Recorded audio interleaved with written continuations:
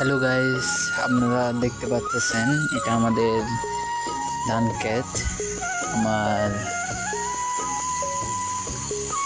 চাষ করা নতুন এই ধান ক্ষেতে আমরা আমাদের চাষ করেছিলাম ধান 96। দেখেন আপনারা, আমি দেখাচ্ছি এখন। অনেক সুন্দর ফলন হয়েছে এই বছর। আমরা প্রচুর পরিমাণে এই বছর ধান ফলাতে পেরেছি আপনাদের দোয়ায়। Thank you. আর হচ্ছে আপনারা সবাই আমাদের এই ইউটিউব চ্যানেলটা সাবস্ক্রাইব করে রাখবেন। এটা আমাদের রাউজান জেলা আন্দারমানিতে।